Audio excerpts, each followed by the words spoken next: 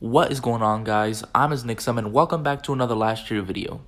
Just when you thought this year couldn't get any worse, it looks like we're once again in some sad times as we've just recently received some heartbreaking news about the future of last year. Before we get into this video, I can't really say if you go on to enjoy because I don't think that anybody will be enjoying this news. But if you do find this video helpful and want to hear more horror gaming news like this, please consider leaving me a like and subscribing to the channel because as always it's greatly appreciated. Now back to last year, things have been pretty good lately, or so we thought.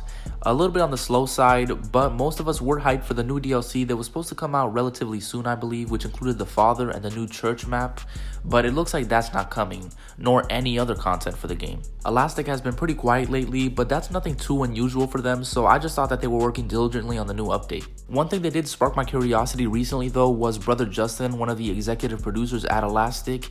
He actually completely disappeared from Twitter, and I thought that might have just been for personal reasons, but I guess now we see why, because one of the former devs at Elastic, Backlid, has recently came out with this announcement. In this announcement, which I will be paraphrasing and highlighting a few points of, Backlid pretty much goes on to say that, as we all knew, the sales for the game were always on the lower side, but the team kept on pushing through, and as the end goal was signing with a publisher, the team knew that it was okay for the finances to be a little bit rocky. Just before the new pandemic hit, they were finally starting to see the light at the end of the tunnel, an 8-figure publishing deal that would have allowed them to move forward comfortably and support the game for years, as well as putting it on the console, which was part of the deal. The papers were on the table ready to be signed until unfortunately the pandemic hit, which ended up affecting the publishers, and they decided to freeze their investments internationally, meaning that Elastic's finances were at rock bottom. The team kept pushing on, but a little after this whole ordeal happened, they got the unfortunate news that the publisher would not be pursuing, and at that point they were all out of money, but they did promise an update, the mine, so they decided to keep powering through and ship out the most recent update, which was the mine map.